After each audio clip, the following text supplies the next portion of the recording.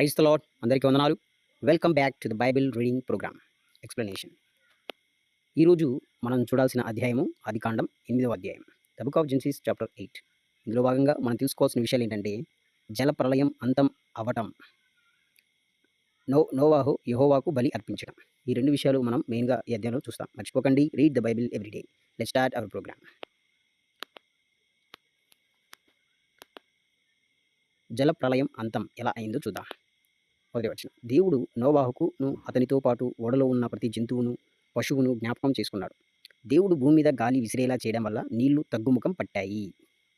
So, ఈ వచనంలో ఏం తెలియజేస్తుందంటే, దేవుడు జ్ఞాపకం చేసుకున్నారు. అంటే గుర్తుపెట్టుకున్నారు. ఎవరినంటే నోవాహును, అతనితో పాటు ఉన్న ప్రతి జంతువు, పశువు జ్ఞాపకం చేసుకున్నాడు. తర్వాత దేవుడు ఒక వాయువును పంపించాడు. ఒక వాయువును అంటే గాలిని పంపించడం వల్ల నీళ్లు తగ్గుముఖం పట్టాయి. నీళ్లు తగ్గడం మొదలుపెట్టింది. దేవుడు ఎప్పుడైతే గాలిని పంపించాడో, విసిరాడో, దానివల్ల ఏమైందంటే నీళ్లు తగ్గుముఖం తగ్గడం మొదలుపెట్టింది. నెక్స్ట్, అగాధ జలాల ఊటలు, ఆకాశపు కిటికీలు మూసుకున్నాయి. ఆకాశం నుంచి కురుస్తున్న భీకర వర్షం ఆగిపోయింది. సో, చూడండి ఫ్రెండ్స్, ఈ వచనంలో తెలియజేస్తుందంటే అగాధ జలాలు ఊటలున్నాయి గదా! తర్వాత ఆకాశపు కిటికీలు అంటే మేఘాలు అలాంటిదనమాట. వాన కురవడానికి కావాల్సిన ద్వారాలు అయన్నీ కూడా మూసుకుపోయినాయి. ఆకాశం నుంచి కురుస్తున్న భీకర వర్షం ఆగిపోయింది. ఎప్పుడైతే ఇయన్నీ జరిగినాయో ఆకాశం ప్రచండ వర్షము కురుస్తూ ఉంది గదా! అది ఆగిపోయింది కాస్త. నెక్స్ట్, అప్పుడు నీళ్లు భూమి మీద నుంచి క్రమక్రమంగా తగ్గిపోతూ వచ్చాయి. 150 రోజుల తర్వాత నీళ్లు తగ్గిపోయాయి. సో, ఈ వచనంలో మనం ఏం చూడొచ్చు అంటే, నీళ్లు భూమి మీద క్రమక్రమంగా తగ్గిపోతూ వచ్చాయి. భూమి మీద నీళ్లు తగ్గిపోతూ వచ్చాయి. వర్షం ఆల్రెడీ ఆగిపోయింది. నీళ్లున్నాయి గదా! ఇంకా గొప్ప గొప్ప పర్వతాలు మునిగిపోయినాయి గదా! ఆ గొప్ప పర్వతాలు మునిగిపోతున్నప్పుడు నీళ్లు తగ్గుముఖం పట్టాయి. తర్వాత చిన్న చిన్నగా తగ్గిపోతూ ఉన్నాయి. అలా 150 రోజుల తర్వాత నీళ్లు తగ్గిపోయాయి. 150 రోజుల దాకా తర్వాత నీళ్లు మొత్తం తగ్గిపోయినట్టుగా మనం చూస్తాం. నెక్స్ట్, 7వ నెల 17వ రోజున అరారాతు కొండల మీద ఓడ నిలిచింది. సో, అలా నీళ్లు తగ్గుముఖం పట్టినప్పుడు, క్రమక్రమంగా తగ్గిపోతూ ఉన్నప్పుడు, 150 రోజుల తర్వాత నీళ్లు తగ్గిపోయినప్పుడు, 7వ నెల 17వ రోజున అరారాతు అనే కొండ ఉంది. ఆ కొండల మీద నోవహు ఓడ నిలిచింది. నెక్స్ట్, 10వ నెల వరకు నీళ్లు క్రమంగా తగ్గుతూ వచ్చాయి. 10వ నెల మొదటి రోజున కొండల శిఖరాలు కనిపించాయి. సో, చూడండి ఫ్రెండ్స్, 10వ నెల ఉంది కదా! 10వ నెల వరకు నీళ్లు క్రమంగా తగ్గుతూ వచ్చాయి.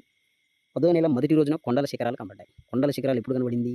10వ నెల మొదటి రోజున, అంటే ఫస్ట్ తారీఖు, 10వ నెల ఫస్ట్ తారీఖున కొండ శిఖరాలు కనబడ్డాయి. 10వ నెల వరకు, ఆ 10వ నెల వరకు మొత్తం నీళ్లు క్రమక్రమంగా తగ్గుతూనే వస్తున్నాయి అన్నీ.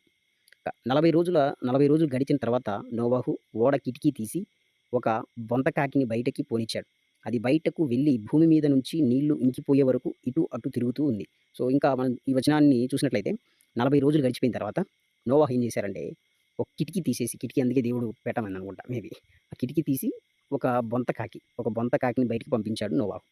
అది బయటికి వెళ్ళి భూమి మీద నుంచి నీళ్లు అంటే అది బయటికెళ్ళింది. బయటికెళ్ళి భూమి మీద ఉన్న నీళ్లు మొత్తం ఇంకిపోయే వరకు ఆ కాకి అటు ఇటు తిరుగుతూనే ఉంది. ఇంకా ఓడలోకి రాలేదు. నెక్స్ట్, నీళ్లు నేల మీద నుంచి తగ్గాయో లేదో చూడడానికి అతడు తన దగ్గర నుంచి ఒక పావురాన్ని బయటికి వదిలాడు. నెక్స్ట్ నెక్స్ట్ తర్వాత ఏంటంటే, నోవాహుకు బొంతకాకిని పంపించిన తర్వాత ఇంకా నీళ్లు నేల మీద ఉన్నాయో లేదో తెలుసుకోవడానికి తన దగ్గర నుంచి ఒక పావురాన్ని బయటికి వదిలాడు. నెక్స్ట్, భూమి అంతటా నీళ్లు నిలిచి ఉన్నందువల్ల దానికి అరికాలు మోపడానికి స్థలం దొరకలేదు కనుక ఓడలో ఉన్న అతని దగ్గరకు తిరిగి వచ్చింది. అతడు చెయ్యి చాపి దాన్ని పట్టుకొని ఓడలోకి తీసుకున్నాడు. భూమి అంతటా నీళ్లు నిలిచి ఉండడం వలన అరికాలు మోపడానికి కూడా స్థలం లేదు. అంటే ప్లేస్ లేదు. ఎక్కడ పావురానికి దొరకలేదు. అందుకనే ఆ పావురం ఏం చేసిందంటే ఓడలో ఉన్న నోవహు దగ్గరికొచ్చేసింది. అతడు చెయ్యి చాపి పావురాన్ని ఓడలోనికి తీసుకున్నాడు నోవహు. నెక్స్ట్, అతడు మరో 7 రోజులు ఆగి ఆ పావురాన్ని ఓడలో నుంచి బయటకు పంపాడు. మరలా ఒక 7 రోజులు అయిన తర్వాత అదే పావురాన్ని ఓడలోంచి బయటికి పంపాడు నోవహు. నెక్స్ట్, సాయంకాలానికి అది అతనికి దగ్గరికి తిరిగొచ్చింది. సాయంకాలానికి ఆ పావురము నోవహు దగ్గరికి తిరిగొచ్చింది. తిరిగొస్తూ దాని నోట్లో అప్పుడే తుంచిన ఒలీవ ఆకు ఉంది. దీన్ని బట్టి నీళ్లు నేల మీద ఇంకిపోయాయని నోవహు గ్రహించాడు.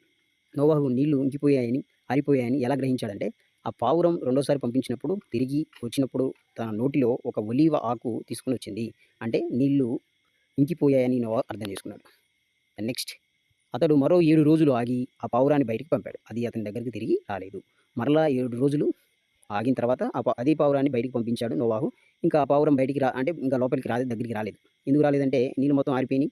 అన్ని చెట్లు, అన్ని రకాలుగా మొక్కలన్నీ కనబడినాయి. ఇంకా రావాల్సిన అవసరం పావురానికి రాలేదు కాబట్టి రాలేదు. అప్పుడు నోవహు అన్నీ మొత్తం ఇంకిపోయినాయి, నీళ్ళు మొత్తం ఇంకిపోయినాయి అర్థం చేసుకున్నారు. నెక్స్ట్ 601 సంవత్సరం మొదటి నెల మొదటి రోజున నీళ్లు భూమి మీద నుంచి ఇంకిపోయాయి. నోవాహు ఓడ కప్పు తీసి చూడగా ఆరిన నేల కనబడింది. రెండవ నెల 27వ రోజున భూమి పొడిగా అయిపోయింది. సో చూడండి 600 సంవత్సరాలు కదా జలప్రళయం వచ్చింది.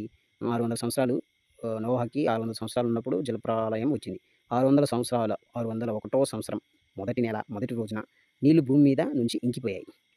ఇక నోవాహు ఓడ కప్పు తీసి చూడగానే 6 నెలలు కనబడింది. ఇక రెండవ నెల 27వ రోజున భూమి పొడిగా మారిపోయింది. భూమి పొడిగా ఎప్పుడు మారింది?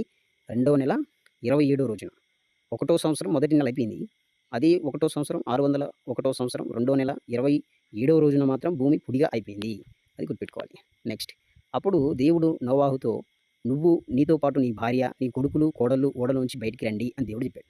నోవాహు దగ్గరికి వచ్చి, నువ్వు, నీ భార్య, నీ ముగ్గురు కొడుకులు, నీ ముగ్గురు కోడళ్ళందరూ కూడా ఓడలోంచి బయటకు వచ్చేసేయండి. నేల మొత్తం ఆరిపోయింది కాబట్టి బయటకు వచ్చేసేయని దేవుడు చెప్పాడు. నెక్స్ట్ పక్షులను, పశువులను, భూమి మీద పాకే ప్రతి జాతి పురుగులను, శరీరం ఉన్న ప్రతి జీవిని, నీతో పాటు ఉన్న ప్రతి జంతువును నువ్వు వెంటబెట్టుకుని బయటికి రావాలి. అవి భూమి మీద అధికంగా విస్తరించి భూమి మీద ఫలించి అభివృద్ధి పొందాలి అని చెప్పాడు. సో ఇందుకు దేవుడు జలప్రళయం ముందు ప్రతి పురుగు, ప్రతి జాతి పురుగులు, ప్రతి జాతి పక్షులు, ప్రతి జీవిని నీతో పాటు తీసుకురావాలంటే నీతో పాటు పశువులు అన్నీ కూడా నీతో ఉండాలని దేవుడు ఎందుకు చెప్పాడంటే భూమి మీద అధికంగా మరి వారి సంతానం విస్తరించాలి కాబట్టి, మరొక ప్రపంచం కొత్త జీవితాన్ని మనుగడను సాగించాలి కాబట్టి ప్రతి జంతువు, ప్రతి పక్షి, పశువులు అన్నిటిని కూడా ఓడలోకి పంపించాడు దేవుడు. పంపించిన తర్వాత నోవాహు వాటన్నిటిని బయటికి తీసుకురావాలి. ఎందుకంటే నేల భూమి మీద ఉన్న నీళ్ళు మొత్తం ఇంకిపోయి 6 నెలలుగా మారిపోయింది కాబట్టి నువ్వు అది తీసుకురావాలని దేవుడు చెప్పాడు. నెక్స్ట్ కాబట్టి నోవాహు, అతనితో పాటు అతని కొడుకులు, అతని భార్య, అతని కోడలు బయటికి వచ్చేసారు. సో దేవుడు ఏదైతే చెప్పాడో నోవాహుతో అదేవిధంగా అతనితో పాటు కొడుకులు, భార్య, కోడలందరూ బయటికి వచ్చేసారు.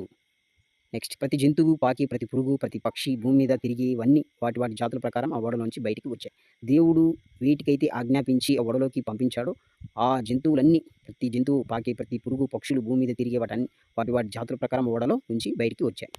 నెక్స్ట్ నోవాహు యెహోవాకు బలి అర్పించడం. ఎలా అర్పించాడో చూద్దాం. అప్పుడు నోవాహు యెహోవాకు పవిత్రమైన పక్షులన్నిటిలో నుంచి కొన్నిటిని తీసి హోమ బలి అర్పించాడు. ఏ బలి? హోమ బలి. హోమ బలి అనేది పేరు, అది ఒక బలికి సంబంధించిన రకం.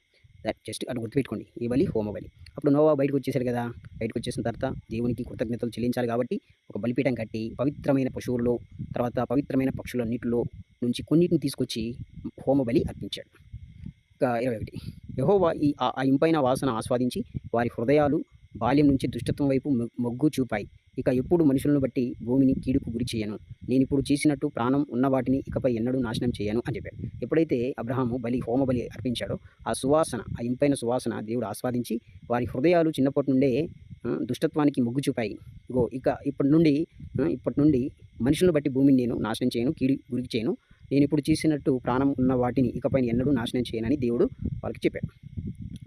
నేను ఇప్పుడు ఎలా అయితే చేశానో అన్నిటినీ ప్రళయంలో నాశనం చేశానో ఇంకా అలాంటి సిచ్యువేషన్ ఇంకా రిపీట్ అవ్వదని దేవుడు స్పష్టంగా తెలియజేస్తున్నాడు. నెక్స్ట్ భూమి ఉన్నంత వరకు విత్తనాలు నాటే కాలం, కోతకాలం, వేసవి, శీతాకాలాలు, పగలు, రాత్రి ఉండక మానవు అని తన హృదయంలో అనుకున్నాడు దేవుడు. దేవుడు తన హృదయంలో ఏమనుకున్నాడంటే ఇంకా భూమి ఉన్నంత వరకు కాలాలుంటాయి. విత్తనాలు నాటే కాలాలుంటాయి, కోతకాలాలుంటాయి, శీతాకాలాలు, వేసవి కాలాలు, పగలు, రాత్రి అన్నీ కూడా ఖచ్చితంగా భూమి ఉన్నంత వరకు ఉంటుందని దేవుడు తన హృదయంలో అనుకున్నాడు. సో ఇది ఫ్రెండ్స్, మనం ఈ అధ్యాయంలో చూసాం కదా. ఏం చూసాం? జలప్రళయం అంతమైన తర్వాత వర్షం ఎలా ఆగిపోయింది, ఇప్పుడు ఆగిపోయింది. వర్షం 6 నెలలుగా మారినప్పుడు ఓడ ఎక్కడ నిలిచింది? అరారత్ కొండల మీద నిలిచింది.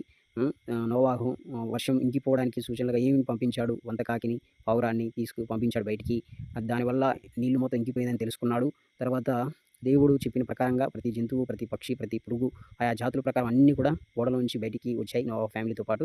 వచ్చిన తర్వాత నోవాహుకు బలిపీఠం కట్టి దేవుడికి హోమ బలి అర్పించాడు. దాని ద్వారా దేవుడు ఇంపైన సువాసనను ఆస్వాదించి ఇంపైన సువాసన ఆస్వాదించి దేవుడు ఏం చేశాడంటే ఇప్పటి నుండి నేను మనుషులను బట్టి భూమిని నాశనం చేయను. మనుషులు ఇంకా ఈ భూమి ఉన్నంత వరకు కాలాలు, వేసవికాలం, శీతాకాలం, విత్తనాలు నాటే కాలం, కోతకాలం ఇవన్నీ ఉంటాయని దేవుడు ఈ అధ్యాయంలో మనకి తెలియజేస్తున్నాడు. సో ఒకసారి ఈ అధ్యాయం చదవండి, చదివి అర్థం చేసుకోవడానికి ప్రయత్నం చేయండి. Thanks to everyone. Gospel message to the world. ఈ వాక్యాన్ని దేవుడు దీవించును గాక, దేవుని నామానికి మహిమ కలుగును గాక. మరొక అధ్యాయంతో మరొక రోజు కలుసుకుందాం. ఆమేన్.